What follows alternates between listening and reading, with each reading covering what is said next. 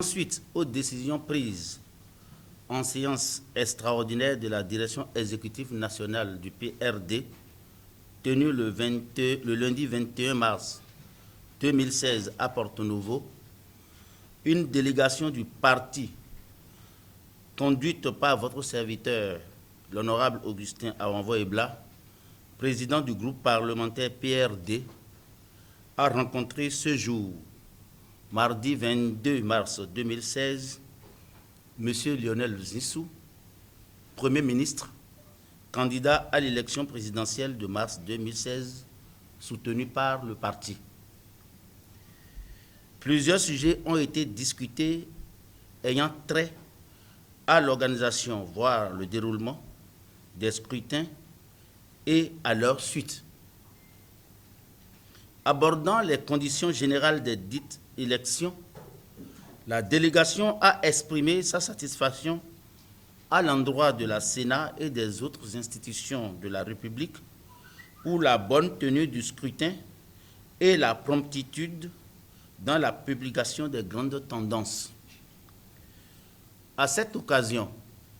la délégation a félicité et félicite le peuple béninois pour la maturité dont il a fait montre en s'acquittant de son devoir citoyen dans la sérénité et le calme, prouvant ainsi son attachement à la démocratie et à la paix. La délégation de la direction exécutive nationale du PRD